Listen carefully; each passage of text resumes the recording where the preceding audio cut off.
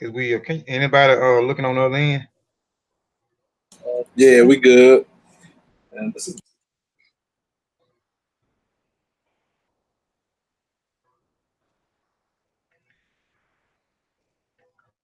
We live.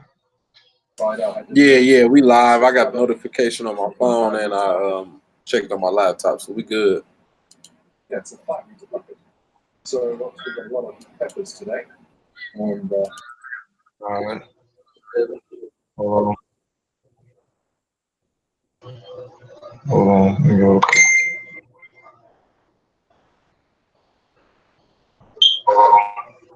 Okay. All right, I'm gonna go ahead and start the show real quick. And in the full knowledge of himself is a superb and supreme picture of creation. When man becomes possessor of the knowledge of himself, he becomes master of his environment, the captain of his own ship, the director of his own destiny, the accomplisher of his own ends. Man should understand himself because man is full of knowledge, and this knowledge is a gift of nature. When Mother Nature created man, she deprived him of nothing. He was given the faculty of understanding all things around him. His faculty for understanding has not been taken away from him. None of his senses have been taken away from him. So there is no excuse for the black man. Raising my team, red, black, and green, queens and kings, salute, now scream, I shake. Bring forth another hit, I shake. Five, four, three, I'm raising my team, red, black, and green, queens and kings, salute, now scream, I shake. Bring forth another hit, I shake. Five, four, three, I shake.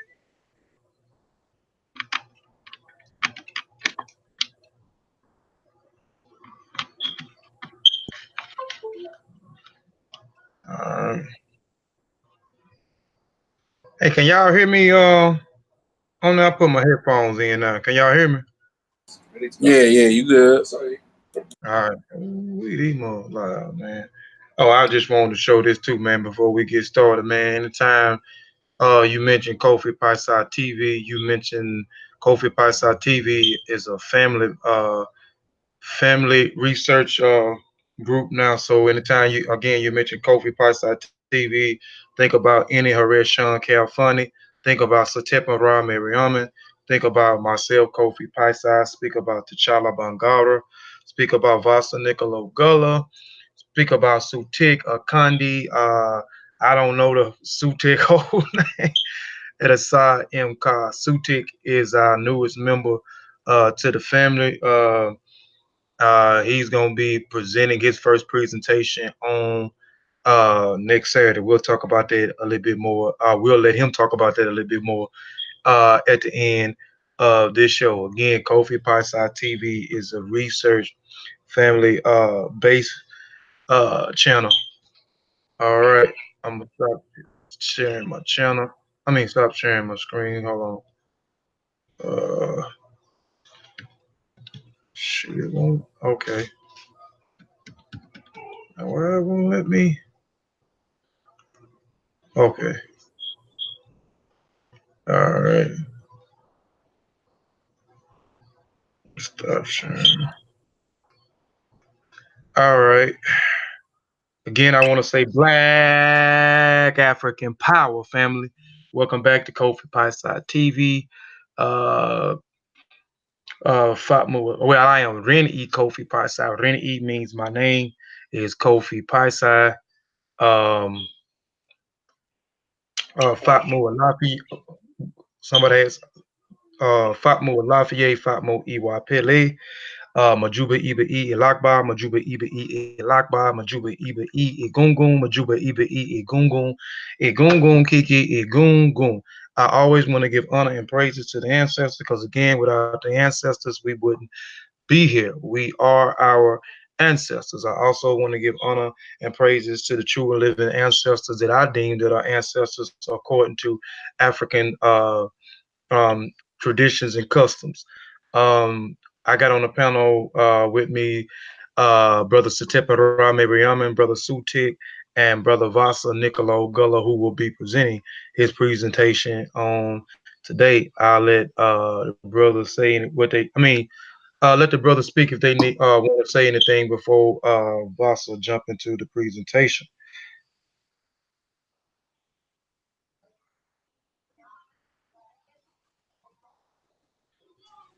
Peace, family. I'm just ready to get into this presentation. It look like it's gonna be interesting. Yeah, peace, family. Yeah, ready to get into this. Y'all know Basa come with the heat every time. So yeah, it's gonna be an interesting conversation. Hopefully, Kofi don't cut it too short. Let the bill, but I don't know where Big Head at, but he was in that last show. He need to get in this one. But yeah, enjoy the show, fam. All right, I'm gonna lock the screen on Vasa. Lock it on you, Vasa. Uh, and the flow you on, my brother. Did Brother Sutek have anything to say before I get started? Yeah, he spoke first. He spoke before Satepara did. Oh, okay. I'm sorry, I didn't hear it. All right, well, let me make sure I can be heard by everybody in the chat. If y'all can verify that before I get going. So I don't have my headphones on this time.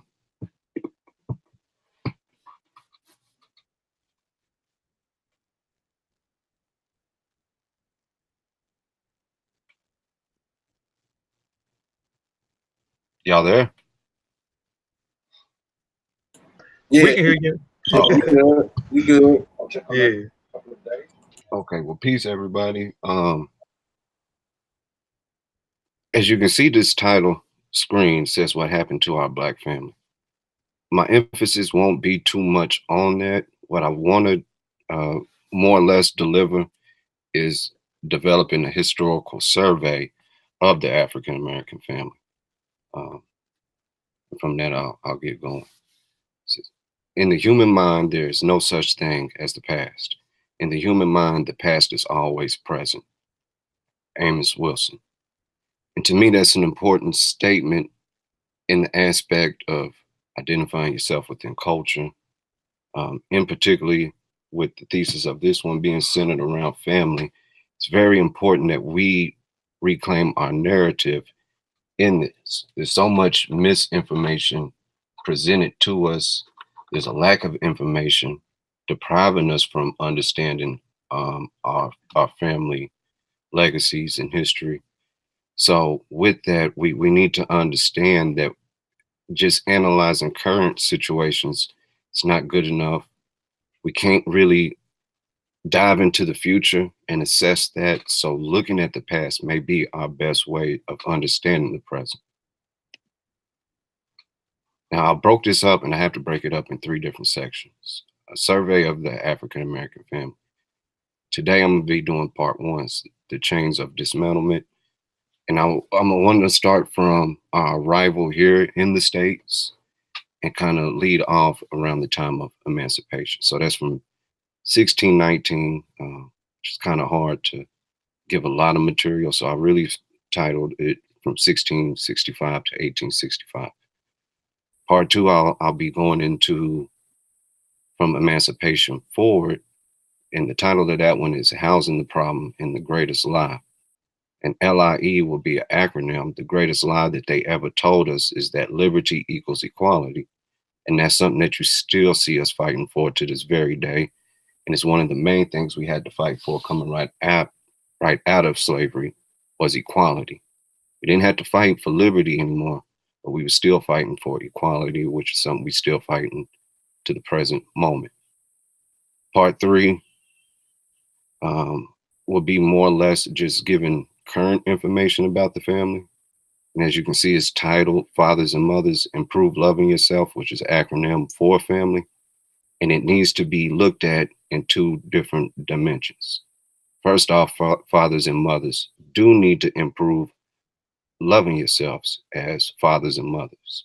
The other aspect of that, and this is why you see the children beside it, when children see their fathers and mothers loving themselves properly, it increases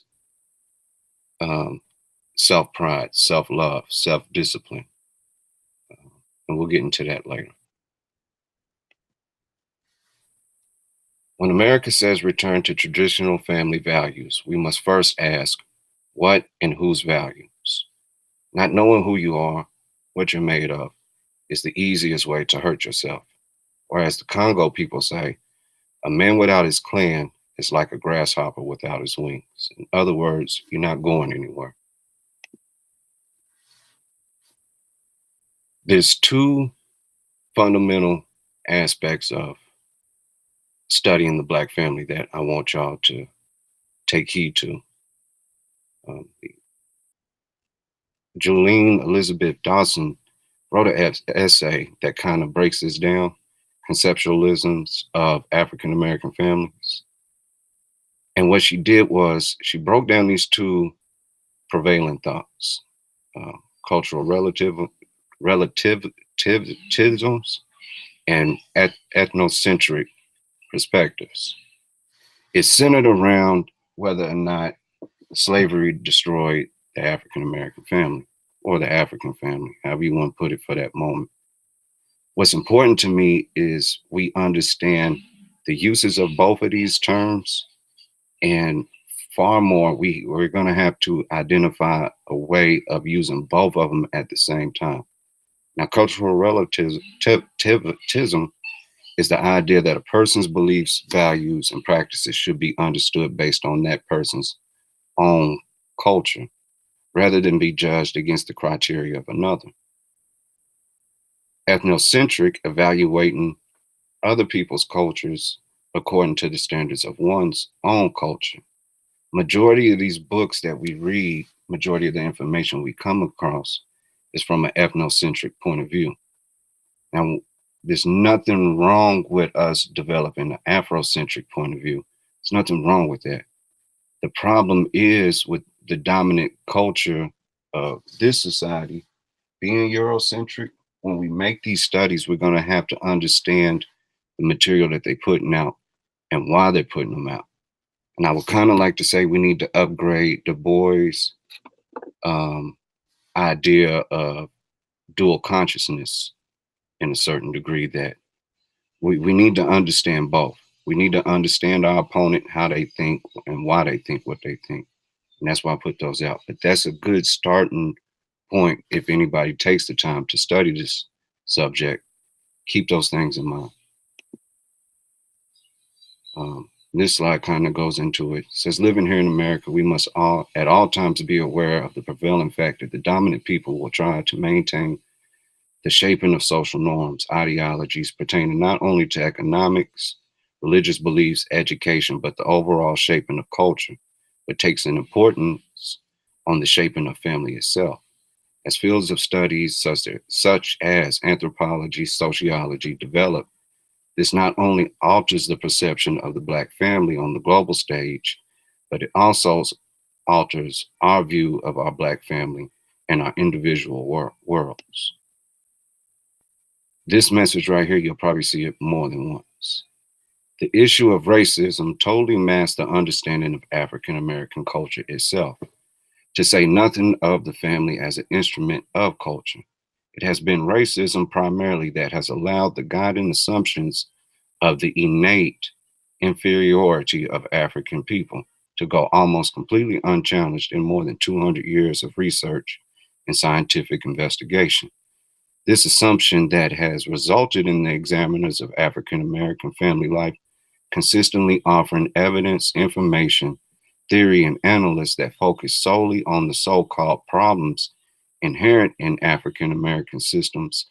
Blinded by this racist assumption, these researchers have created what is the overwhelmingly historical character of the field, that the African family system was and is an organization inherently laden with problems and inadequacies. Similarly, though far more subtle and sophisticated, the new thrust towards highlighting and examining only the African American middle class, well-to-do families creates the false image that the socio-economic gap between African Americans and whites has closed. The African American people are no longer victims of poverty and racism, and that all African people have benefited from the civil rights struggle. This basis of false image is just as racist as the false image that all African families are on welfare. This is where I choose to start. And it says, still in the African religious traditions. And I use religious in the sense of something you do constantly, and something that you'll see throughout, at least in my studies of Africa, is you'll see use of extended families and kinship bonds. One thing that they robbed us of, and that I want to, bring to light, we kind of spoke on this yesterday when Kofi did the Berlin conference. Them stealing us from having what is called African family compounds. Some will call them kraals, corrals, or bomas.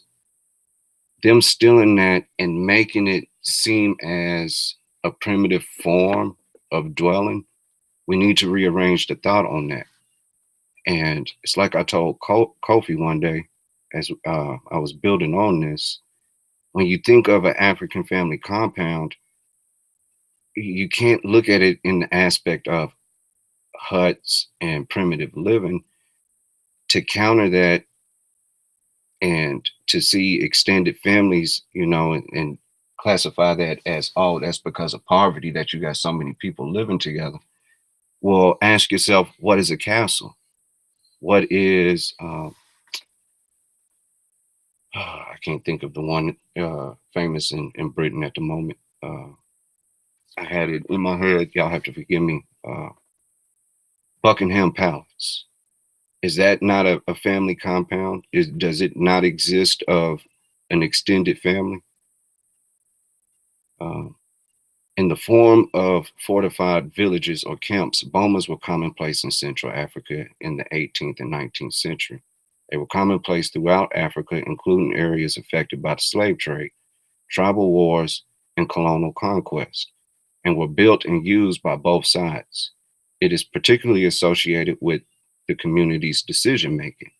This was a place where we had the ability to acquire wealth because of whatever our modes of production was, whether it be raising crops or whatever form of economic practices each particular tribe would use. This is where your elders would often center themselves to make decisions about the family or about the tribe. So they basically took away, in short sense, our ability to keep developing our own cities and our own, rightfully to say, states of nationhood. The deep sense of kinship, with all it implies, has been one of the strongest forces in traditional African life. Kinship is reckoned through blood or betrothal, engagement, and marriage. It is kinship which controls social relationships between people in a given community. It governs marital customs and regulations. It determines the behavior of one individual towards another. Indeed, the sense of kinship binds together the entire life of the tribe and is even extended to cover animals, plants, and non-living objects through the totemic system. Although almost all the concepts connected with human relationships can be understood and interpreted through the kinship system. This it is which largely governs the behavior, thinking, and the whole life of an individual in the society which he is a member. Does anybody on the panel want to take a crack at translating these and enunciating them for the public?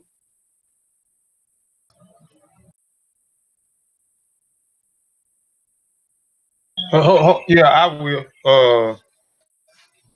You got Owu, Ojusi, Idiri, Dara. I'm not gonna even try to pronounce this in here. Obomo Fu Iya, Larin, Ijaja Usupupu, Utarara. I may be pronouncing that wrong. Now, what dialect is that? This is Yoruba. It should be. That's Europe. It's Yoruba, Satel. Ifawo Swopo. Ajomeso or Jume Okay. or Ajum These are Ajum OC. That's principles the that one you you can didn't want to find say. throughout the diaspora of African families on the continent. Not having access to all the languages, I had to work with what I have to kind of get a rough translation that I could use to show the correlation of these principles, not only there, but here in the States as well.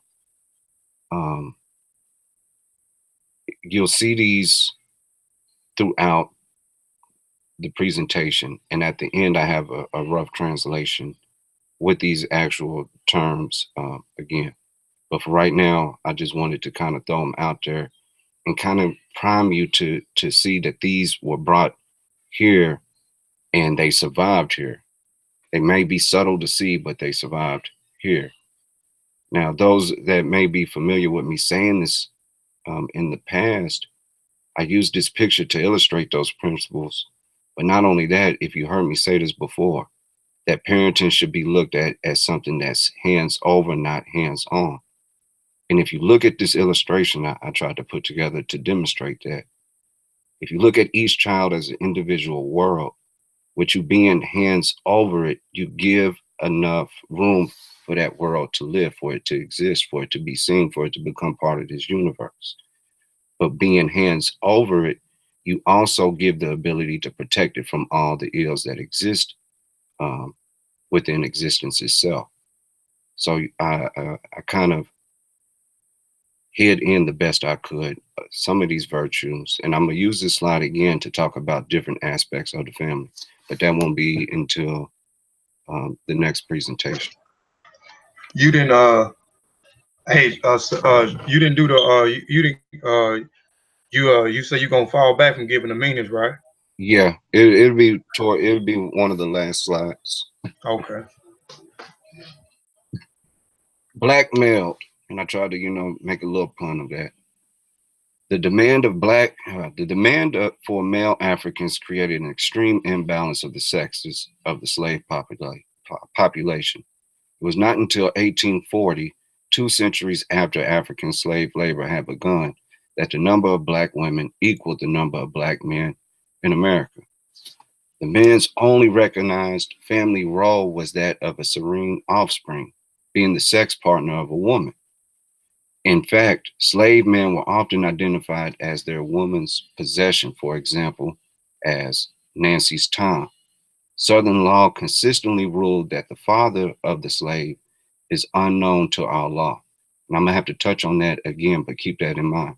Southern law consistently ruled that the father of the slave is unknown to our law.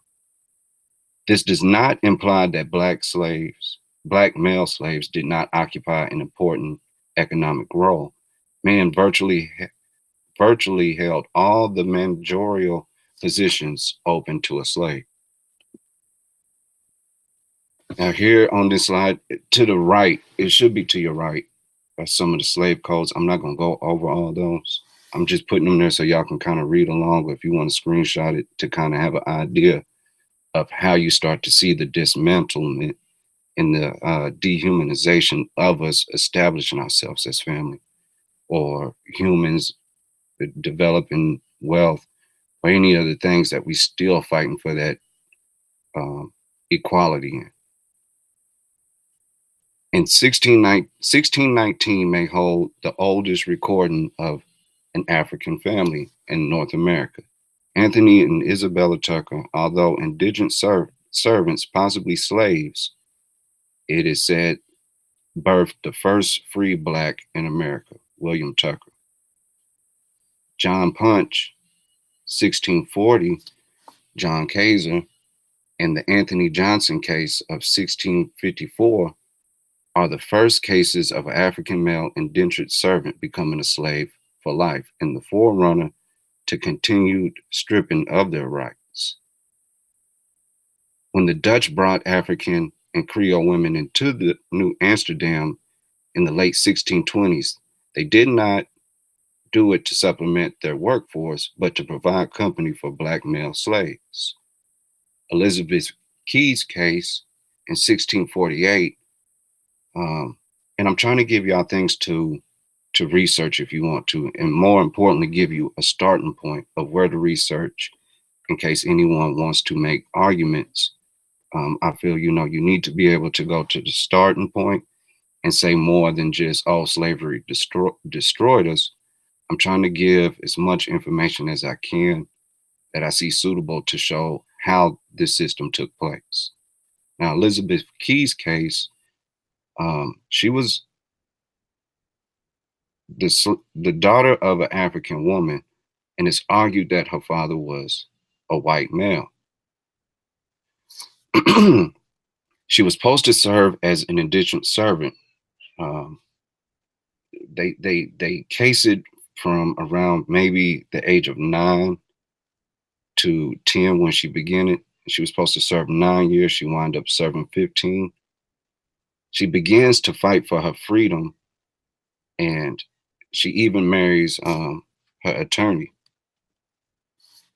As she begins to fight for her freedom, she makes the argument that her father was a white male.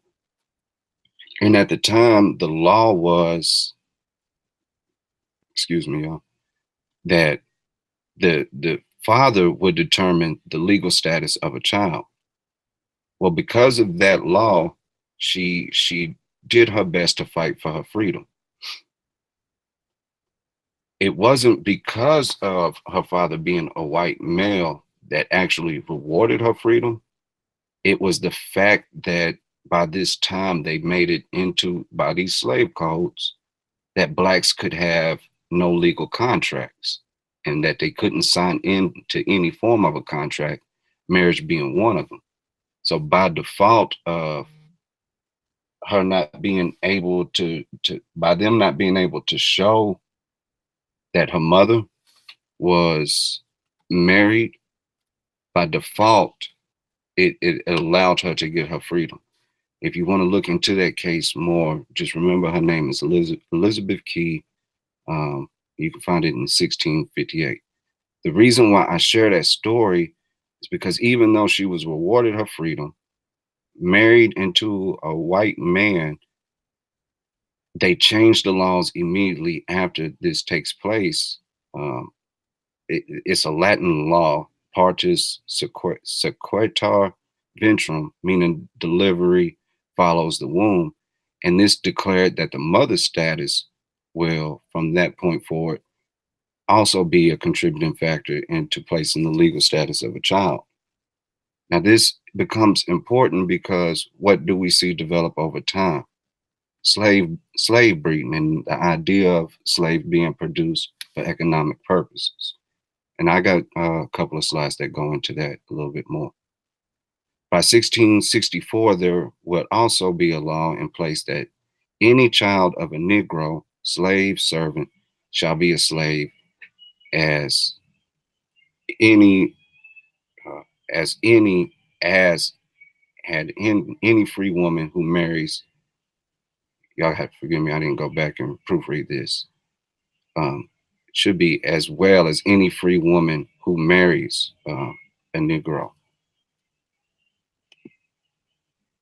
You can see the case of that in Eleanor Butler, an Irish servant at the age of 16 in 1681 announced that she would marry a Negro simply named Charles and take the risk of becoming no longer a servant, but a slave for life.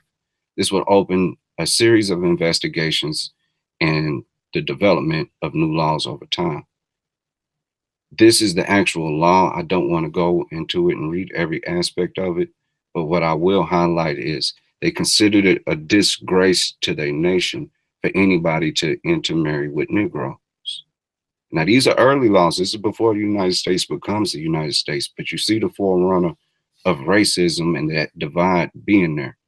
And I'm also trying to draw in the comparison of when they say indentured servants were slaves, that's just simply not the case. In fact, there's evidence that shows that most indentured servants would come here as a means to gain economic wealth. Now, they did not come with the idea to build up the United States. More often than not, they would come here, get as much wealth as they can, and take that back to their nation states. By 1691, no race mixing was tolerated. Following the slave codes of 1704, the dominant demand for servants becomes the African slave-based economic system. Over time, as the supply of enslaved Africans increased and their prices decreased, farmers and planters agreed that they preferred a slave for life to a servant who had the hope of freedom. Even so, indentured servants, particularly those with specialized skills, and convict servants continued to be imported to the colony throughout the 18th century. Observations concerning the increase of mankind and the people of a country. This was an article Benjamin Franklin put out, and he was making the argument towards why, as you can see, why then will Americans purchase slaves? And he was comparing the cost of housing a slave for life versus just importing indentured servants. And he gives, a list of things that you would have to do in order to acquire a slave, starting with the price of a slave at this time. Is argued that in his article, he says, the average price of a slave was 30 pieces of silver a head. Then he goes on to say that you have to keep in mind that you have to feed them, you have to clothe them, you have to house them, you have to take care of their well-being if they become sick. So why do it? And this is where I put this is what I wanted to highlight from that. Why then will Americans purchase slaves? Because slaves may be kept as long as a man pleases or has occasion for their labor, while hired men are continually leaving their masters, often in the midst of his business, and setting up for themselves. So you can see, this correlates with the idea that indentured servants will come in here more often than not to pursue self-interest. Now, to keep a control of that, what do? They enforce the slave laws, and they put us into that realm of bondage. Now, by doing that and understanding that they're developing these race laws, you begin to see things like this develop. It is necessary that Negroes have wives, and you ought to know that nothing attaches them so much to a plantation as children. This book, The Whole Duty of Man, laid down in a plain and familiar way for the use of all, but especially the meanest reader. It's argued who the author is. It's also argued the release date. Some sources will say it was released in 1658. Some said it was released in 1750. There's another book that speaks on this dynamic, Myths of the Plantation Society, Slavery in the American South and West Indies. And that's where you'll see more in-depth information about indentured servants versus slaves, and how at the time most indentured servants were here to pursue self-interest and gaining wealth. So don't let them use that, that statement as you see these arguments. If we talk about slavery and they say it was so long ago, let it go. If they talk about, well, Irish were slaves or this group was slaves too, more often than not, they was just in a basic sense, temporary contract workers. The majority of them even got to go home. They got to develop families. We was getting stripped by those rights day in, day out, and year after year. Whites understood the strength of slaves' family ties and the devastation consequences of their own brutal discard of the sensibilities of those that were willing to sell, By 1820, nearly 4 Africans for every 1 European had crossed the Atlantic. About 4 out of every 5 females that traversed the Atlantic were from Africa. Most white males opposed the idea of, this is to go into the myth that all our sisters were wet nurses. Most white males opposed the idea of blacks breastfeeding the child of their legal wives. And while they did at the same time provide small amounts of privileges to slave mothers, Typically, these were very short-lived. If available on his land, elder woman would be more often than not the caregiver of a child to increase the mother's productivity. But because white women managed Black wet nurses' labor, they were the ones who determined the market for Black wet nurses. For more information about this, read a book called They Were Her Property, White Women as Slave Owners in the South by Stephanie Rogers. A master's control over both spouses reduced the Black male's potential for dominance over his wife. That does not mean that no Black males protected his family or wife. You can see Venture Smith's story where it is said to where he had stripped the belt from the hands of his master's wife as she attempted to beat his wife. Even male siblings would be, there's even stories of male siblings protecting each other. Kentucky holds a story of brothers beating an overseer to death and then running away for attempting to lay hands on their sister. Henry Clay quoted, "The greatest orator he had ever witnessed was that of a Negro mother threatened of separation from her child in a possible auction." The story gives one small example of the determination of mothers to maintain their children, along countless stories of runaways being influenced by the idea of reconnecting to family members. This picture on this slide, just for historical purposes, is a portrait of Anne Arnold. This is the first painting in the United States of an individual Black woman.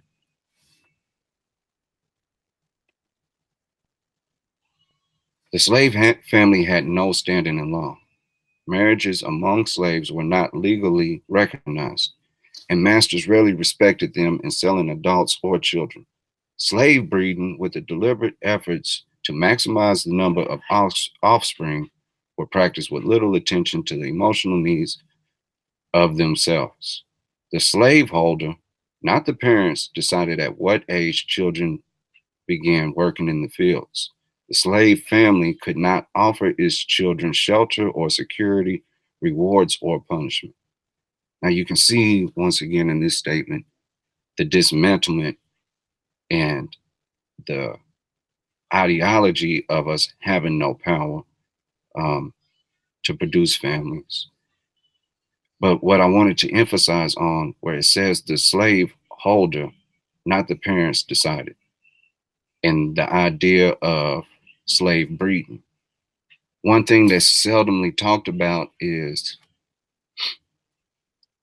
it was considered taboo for your upper echelons of whites to lay with Blacks. So this idea of the father not being listed, it also protected, it not robbed the possibilities of Black fathers having legal claims over their children. Not only did it strip that away from us, but it also protected slaveholders who may have raped one of our sisters. It also protected something, this is where it's something that's really not talked about, the slaveholders' children. And you know, and that's sick to think about, but just imagine a young white male coming into his hormones and him having the right and at his discretion to proceed in sexual acts with adults or whatever he or chose to do so. And if a baby was birthed from that interaction, these laws and these, whether it was written or a de facto law, you know, just a law that's not spoken of, more often than not protected them in that aspect to keep their legacy and their ideologies of respect clear. It protected their reputation by doing that, but destroyed arms. Blacks respected obligations of matrimony. Now, if y'all can't tell, you know, there's a spin on jumping the broom. And It's argued whether or not that is a tradition that comes from Africa. Kind of spoke to Kofi about it, saying that the closest thing I've been able to find was a group of people in Ghana who had a tradition of using brooms to keep their roads clean and keep clean in front of their houses. And the closest argument I've been able to find of brooms being used in a marriage comes from this group in Ghana. But they would not jump over the broom, but instead they would hold the broom over the bride and groom's heads as a symbolic gesture of may they have a clean path or a clean walk through life before them. Many slave men preferred to marry women from other plantations. As John Anderson put it, I did not want to marry a girl belonging to my own place because I knew I could not bear to see her ill-treated. Henry Bibb put it even more eloquently, if my wife must be exposed to the insults and licentious passions of wicked slave drivers and overseers, if this is to be done, the stripes of the lash laid on by unmerciful tyrants, if this is to be done with impunity, which is frequently done by slaveholders and their abettors, heaven forbid that I should be compelled to witness that sight. Not only does this show Black males were capable of demonstrating respect, but also practicing reasoning and an extreme amount of restraint. I was always impressed by the premium Africans placed on reasonableness and settling of disputes within the family and within the wider community. When disputes broke out, elders appealed to reason, not emotion, to settle the matter. Now, I bring that up in this slide to show that you have to go into their mind frame, not ours, to restrain yourself from the idea of marriage and procreating. It goes to show that by reasoning, and I'm saying this because they talk about us as if we was incapable of performing rational thoughts. But to restrain oneself from something, especially as common as the act of sex, creating families, it goes to show that we had a high level of respect towards life, that we could practice self-discipline, that we was able to restrain from certain things out of respect. In Africa, women's primary social role was that of a mother. In slavery, this aspect of African womanhood was debased, whereas childbirth in Africa was a rites of passage for women that earned them increased respect. Within the American plantation system that developed by the mid-18th century, it was an economic advantage for the master who multiplied his labor force through slave pregnancy. The average enslaved woman at this time gave birth to her first child at 19 years old, and thereafter bore one child every 2.5 years. This cycle, encouraged by masters, was not without benefits to the mother. While pregnant, she could usually expect more food and fewer working hours. Once again, this wasn't guaranteed. And more often than not, and this is why I say you have to be able to do the cultural relativism and being able to look at it from an ethnocentric perspective. When they say she would expect more food, more often than not, that would consist of maybe giving her a half a loaf of bread and a quart of milk. And as we know, nutrition is highly important, not only during the development of a child, but afterwards. And you have to be able to decode what they're saying. You have to be able to know when they're trying to clear things up, when they're trying to cover things up. Because proven fertility made her more valuable to her owner, she was also less likely to be sold away from friends and family. I don't know why I went backwards. They put their responsibilities for their children before their own safety and freedom, provided for children, not their own, and gave love even to those babies born of violence. During slavery, when Black people created families, they were neither acknowledged nor protected by law. Black families had to create their own family values in a world which they and their children were treated as subhumans. These families had to create lives with independent moral meaning. In socializing their children, they had to create values that were both consistent with and in opposition to those of the larger society. Perhaps more importantly, they had to teach their children to value themselves in a societies whose message was that they were not valued and had no values. And you don't see too much of a shift of that now. Outside of us being liberated, we are still fighting for that equality. And I think it's this dynamic that when Du Bois did mention the double consciousness, I think this slide and this statement speaks to that ideology more than anything else could. But it's important that now that we are able to acquire so much information, we are able to network, that we switch that double consciousness to making us seen as valuable parts of society. Respect is the first of the cardinal values that guided behavior within African families, communities. In fact, because seniority conferred rank and status within the extended family, the extended African family, an individual owed respect and deference to all persons older than him or herself. You would see traces of this principle in the stories of nieces, nephews, sons, and daughters taking care of elders who may very well not have been actually related to them. This trait can also speak towards the value of responsibility, which will be discussed later. In Kofi Paisai's article, and with proper analysis of these two values alone, you could argue that they lay the very foundation of the third value as well. The primary work of the elder is to advise, guide, and oversee the living in a community. The fundamental value and purpose lies in teaching the young what it means to be human. The elder knows the traditions, histories, values, beliefs, and cultural laws that are invaluable.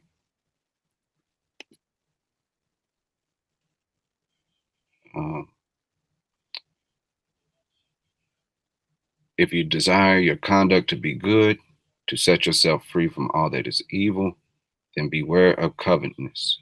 This goes into us practicing restraint and making self-sacrifices. Restraint may be one of the hardest concepts in this modern age of individualism for any of us to grasp our minds around, to sacrifice the idea of one's self or being. But in most African traditions, especially within the clan tribal family, the individual in African philosophy mostly existed as a reflection of his community. He was seen as a product of his tribe, less than he was an independent being. Traditional African kinships is cooperative relationships between household members and members of a larger lineage group. It involves a set of social obligations and expectations that ensures that no one faces tragedy alone.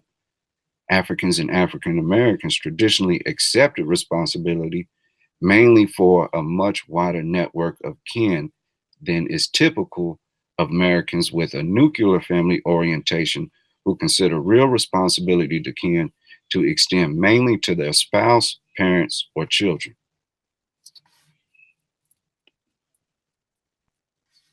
A family is like a forest. When you're outside it, it is dense.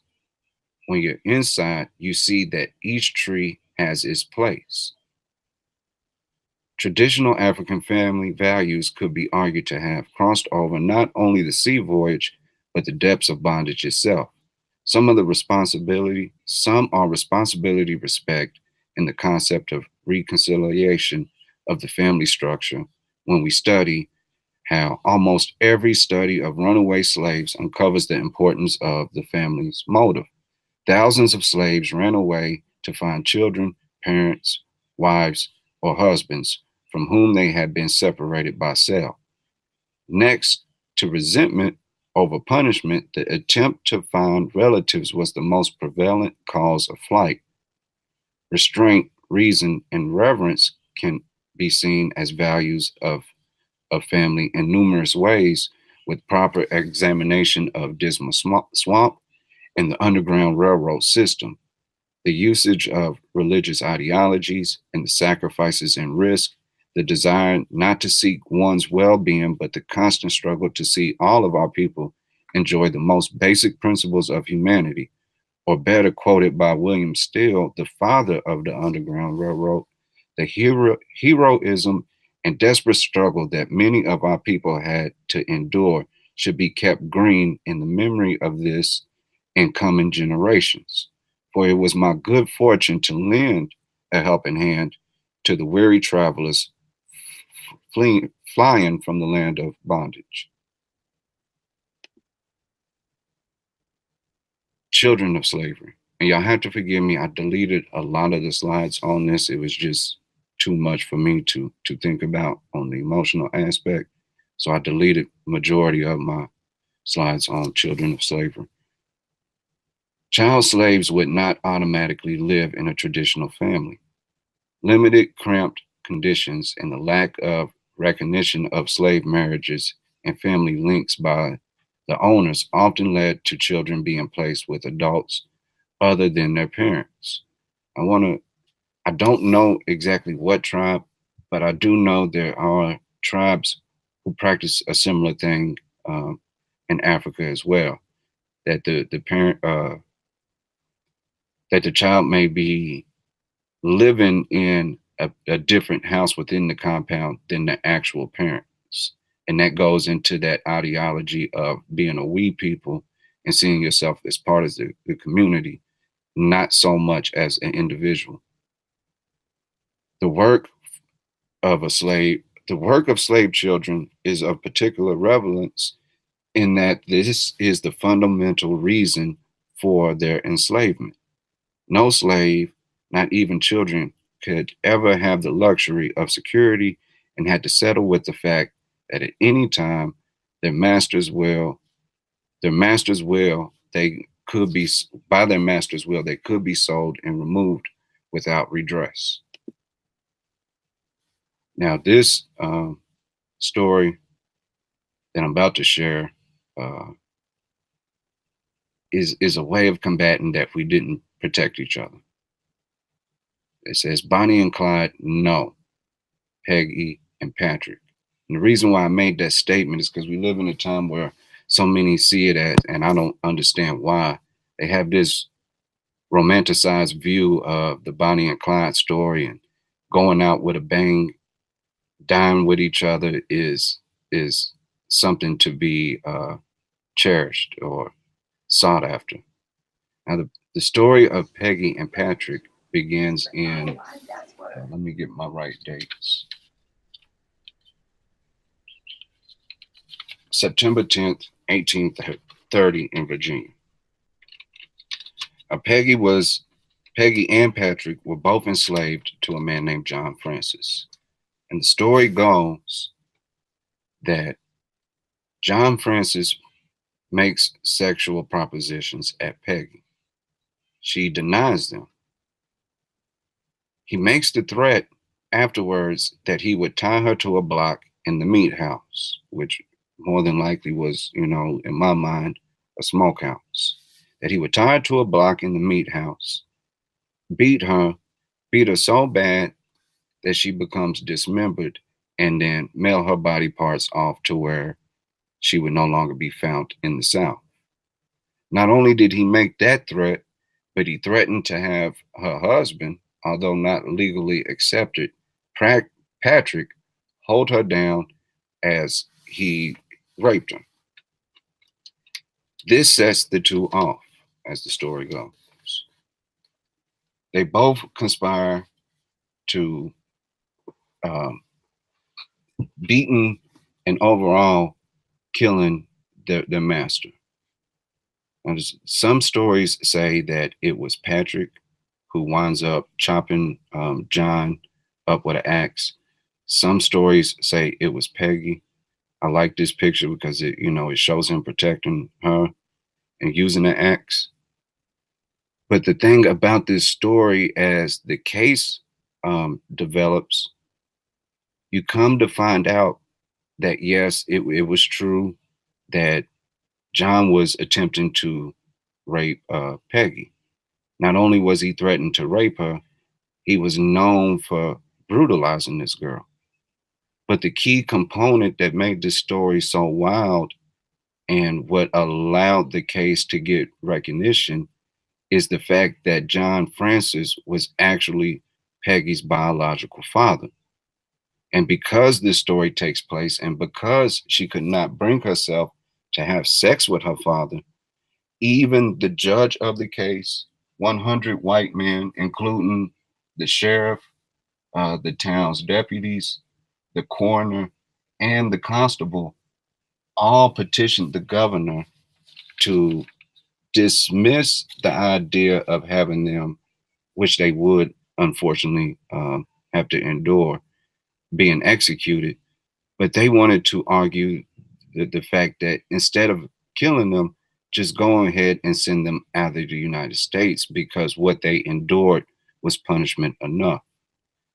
But due to the system, due to the racism of the country, the governor went on ahead without giving them clemency, executed not only them two, but a fellow slave at the time. But what's important about this case, and with it raising so much awareness and circulating so rapidly as the story goes, it opened up a new law within the next 10 years. From that point on, Black women would no longer at any point be allowed to testify in courts. And this is, to me, has relevance in why you see such a silence of the sexual deviancy that takes place in the community to this very day. Why so many women don't want to come out and share their stories, because it was so strongly enforced upon them to remain silent and not having a voice. And this is one of the things when we say, well, we have to seek therapy, not in the aspects of us individuals having to seek it, but as a people, that we need therapy, that we need healing. This is one of the things that affects the family, and we do need to come about, and we need to have accurate standpoints on how this developed. And this is where you'll see the translations of those, and kind of the last slide for that. As I begin from this point on, you'll start seeing more in-depth information about the family, because after 1865, just to give a forerunner into the next show, the first thing that you see majority of us do is not leave the country, not seek jobs, not seek wealth, but you see the vast majority of us seek to get married and form families. That was the first thing that you seen take place. Now, these virtues will be easier argued from this point on. The idea of respect, responsibility, restraint, reciprocity, reverence, reason, and reconciliation. I don't want to go too much well, let me see. And once again, I'll give y'all this one now. The greatest lie they ever told us was liberty is equality. American democracy has not always been successful on maintaining a balance between these two ideals, and notably so where the Negro American is concerned. Lincoln freed the slaves, but they were never given,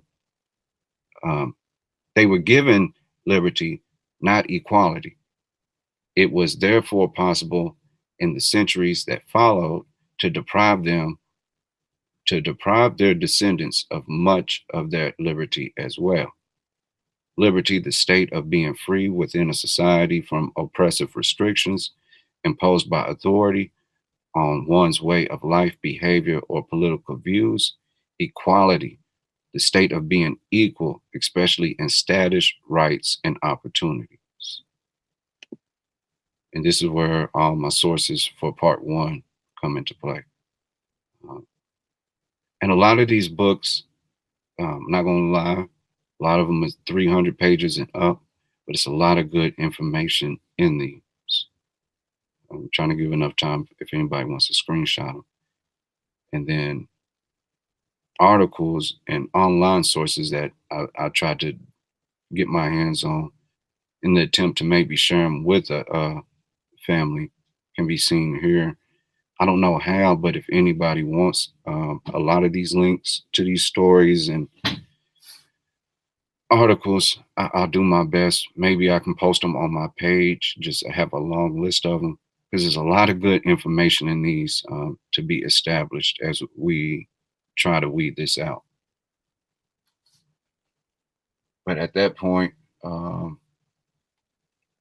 I kind of want to end there to keep me from getting too long-winded into the next story.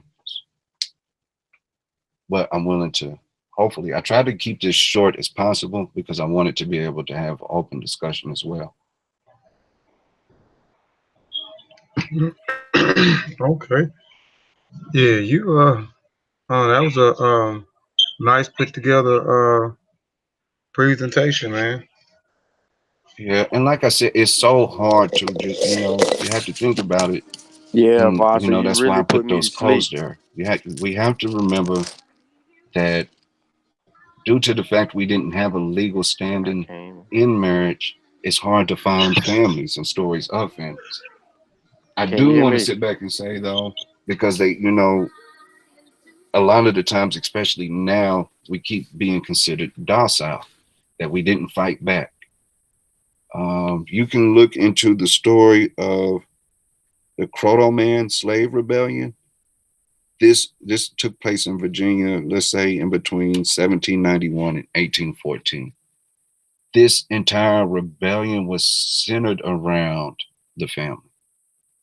That you couldn't sell off our families, that you couldn't touch our family. And, it led to the point of almost burning that whole city down to where, they had to bring in the military for this. And it was one family doing it. So don't let them continue the narrative that we are dysfunctional and that we was never functional as a family. Those arguments will be able to get more clarity, and I'll be able to cite more sources for people to study on as we get into the next chapters. Hey, can y'all hear me? One thing I do want to say, I forgot to put it on. Yeah, we can hear you. That's Vasa. Yeah, He don't never. Oh, okay, all right. Vasa, Sean wanted to say something to you. What's up, Sean? Man, thank you for putting me to sleep. Yeah. Just want to say thank you for putting me to sleep, man. I had a beautiful nap. Until we find out. If y'all can go back to Vasa, Vasa, can you hear Sean? No, he can't hear me at all, bro. Yeah, I can hear you. I can hear you, but he say he can't hear you. I see him in the chat because I'm looking at my phone now, but I don't. Okay, maybe if I turn, look at it. Maybe if I turn my head, but I can't hear Sean. Hear me now. I can hear you, Kofi, but I don't hear anybody else. Oh, but maybe he said his headphones set off. He said let him take his headphones set off. Okay, let me slide this in real quick. I don't know if I can go back. No, I don't. Let me go back. And this slide here will, that kind of shows. I'm going to be drawing comparisons between the nuclear family and extended family. That's not what I wanted to get to. What I actually wanted to go back to, and if y'all can mentally do it, that broom picture. What you'll begin to see more often than not in those ceremonies, even as we became able to get a foot door into Christianity and have reverends and kind of mirror the Christian ideologies. The statement of "to death do us part," more often than not, you would have a husband and wife not only say that, "to death do us part," but they would also say or substitute from "death do us part" to "distance" or "to whites do us part" in the ceremony. And I thought that was a profound thing to think about, because nowhere else in the world do you hear that statement. You don't hear until someone separates us. You don't hear until these group of people sell us away from each other or kill one of us in the ceremony of matrimony. Right. So the fact that they made that statement, just think about that fear that you have even going into a union, and then how committed you had to be to go up against those odds to say, we're going to beat those odds and form a family. So there's a lot to unpack about this. The amount of time that this stuff takes place over makes it kind of hard to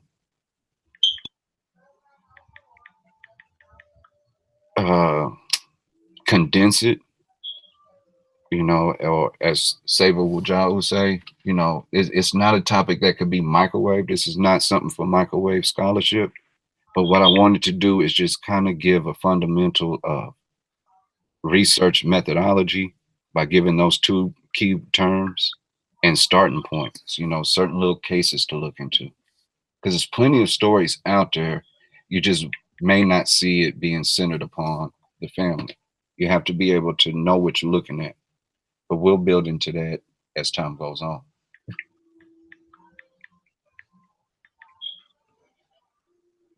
Go ahead, Sean. I don't want to talk if he can't hear me. Can you hear him, Vasa? No, I still can't hear him. Can y'all, Sutek and Satep, can y'all hear Sean? Yeah, yeah, I heard him. Yeah, I hear him too. No. Yeah, we can all hear him, Vasa. Yeah, this is What in the Vasa. world is going on? Is he Vasa talking? got Is me he in the blind. chat? Yeah, he on the panel. That's what I meant. Is he on the panel? Yeah, he on the panel. I'm still looking at my screen. I can't hear him. I hear everybody else. Tell Sean I said his headphones are pseudo. I ain't got on headphones. Well, go ahead, Sean. Man, he did a good job. Maybe y'all can man. just I repeat wanted it to to mess him. with him. Oh no, he was just saying, man, you did a good job, man. He was just finna mess with you. Oh, that's the first time ever I don't get no $50 fine today. I guess you put me to sleep. But another thing I wanted to point out is those laws at more. There's a case of Andrew Bryan. Now, Andrew Bryan is, you know, he's a historical figure to kind of look into. He opened up the first Baptist, at least the first African Black Baptist church in Savannah, Georgia. Now, he had his freedom, but due to the laws, him marrying a slave wife forced all of his children. Well, it said from my records, he only had one daughter, but his daughter and her 7 kids would be forced to remain enslaved as well. And that's how, you know, those laws, it tripped us up in both angles. Always protected them. It made a wedge, and it distinguished us to being a underclassed, underprivileged group. But it allowed them to create so many loopholes to establishing themselves. Now, with the ideology of producing children keeps them tied into your plantation, one thing I want to add to all the ones who consider themselves Aboriginal or Indian,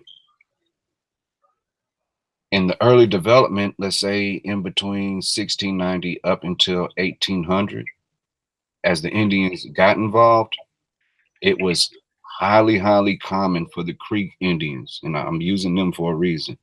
It was highly, highly, highly common for Creek Indians to come and purchase entire Black families.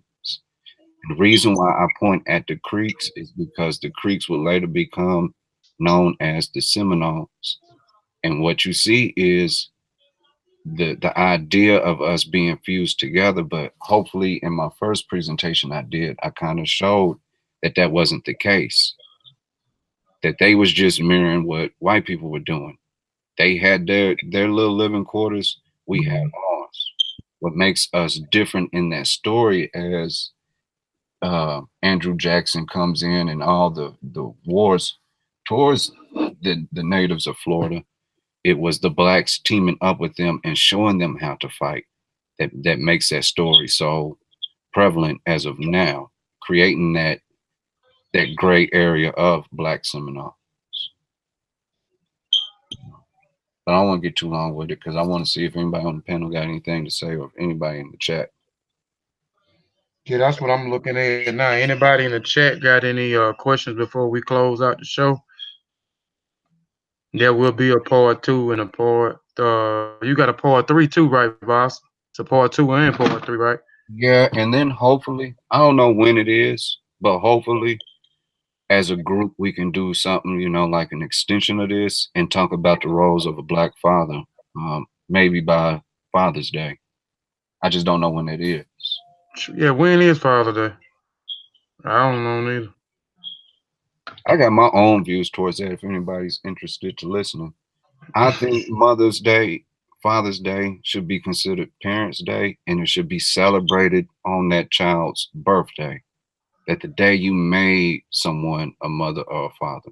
Mm-hmm. Not so much taking in that selfish ideology of all this day is about me, but that you know, that also keeps some of these values and traditions going, because at that point you're giving reverence to your parents.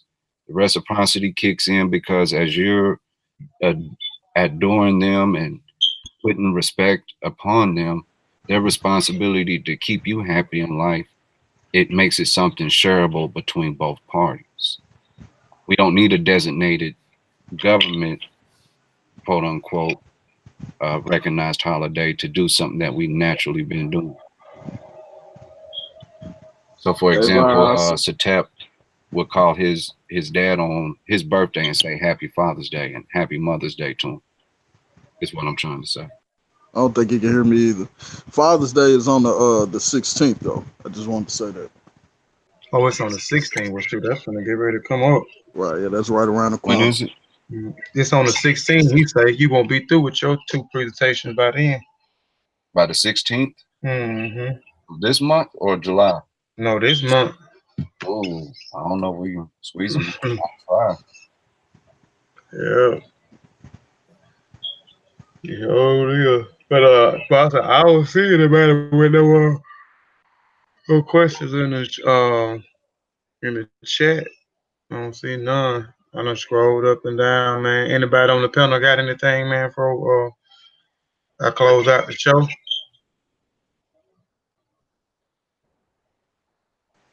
Man, good presentation. Good work. Yeah. And also, man, while you speaking, man, I didn't get a chance to put it up there. Like I said, I normally put up the platforms I belong to, go support. But yeah, while I'm on here, I'll just say go support Seshima Ani Metanetra group.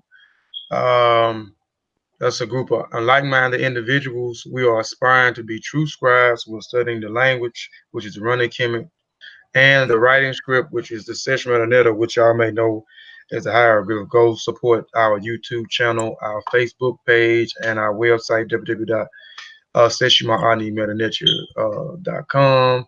Also, go subscribe to this channel, Kofi Paisai channel. It's the channel that takes the Black man, Black woman, and Black child, Eurocentric mind, and Africanize it.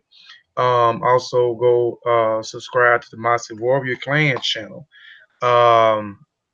Also, we hadn't did anything in the past 2 weeks. I was sick last week, and I just didn't feel like it this week.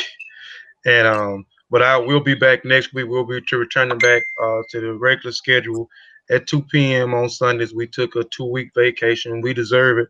So we'll be back next week at 2 p.m. I'll be doing a presentation next week on the shoot, I can't even think of the name of the presentation at this time, but we'll be back. Also go check us out on Facebook, our Massive Warrior Clan Facebook like page. Go check out that information. We got a lot of great content on there from West Africa, South Africa, East Africa, and East Africa. we'll be back next week on Kofi Pieside TV. Please subscribe, hit the notification bell if you hadn't hit it now. We got 2 shows next week. We got a show on Saturday. I think it's the 8th. I may be mistaken, but that's Brother Sutek presentation. Brother Sutek is a new member of the Kofi Pieside affiliated and family.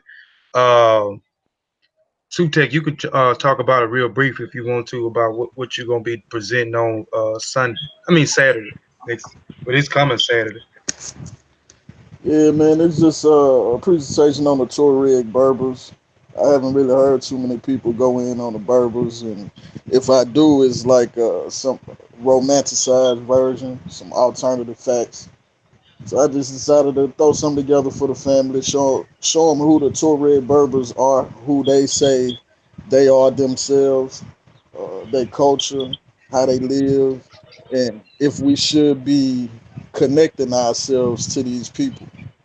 It'll be short and sweet, so I won't put Sean to sleep. All right, so that'll be Sutek first presentation on Kofi Pieside TV. That won't be the last. That's his first, but it won't be his last. And we'll be coming back that Sunday. Me and Brother Satepa Miriam will be doing part 4 of my series I've been doing on how white folks got rich. So I'm probably gonna end it with 5 parts. And maybe after the 5 parts, we may do like a discussion, an open discussion, make do a show one day on an open discussion on white supremacy and how they use their wealth, use white supremacy in order to attain their wealth. But be on the lookout for that part 4, how white folks got so rich on Sunday. And we out of here, man. We'll see y'all again next week. Thank you for supporting the channel. Y'all could have been anywhere else today, and we appreciate y'all for coming and support us today, man. We appreciate that, man. Moriri, and Black African Power, family. We'll see y'all next time. We out of here. Peace, peace, peace.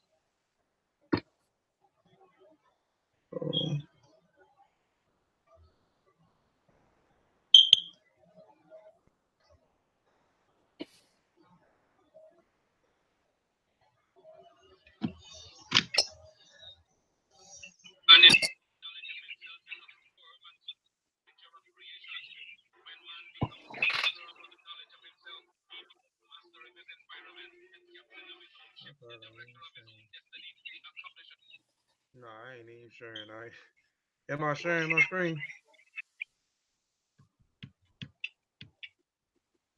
No. I don't know what this thing doing. Can y'all hear me? Yeah, we hear you. Hold on, man. I don't know what's going on with this thing here, man.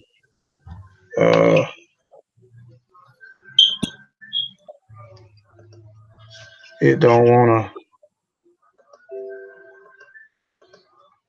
All right, let's see here. Let me exit out now. What an exit button there.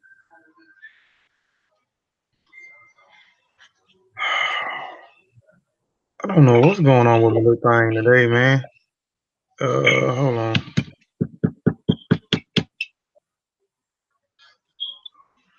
It won't let me stop sharing my screen, man. I can't. I'm sharing on my end. So, all right, there you go. Hold on, y'all.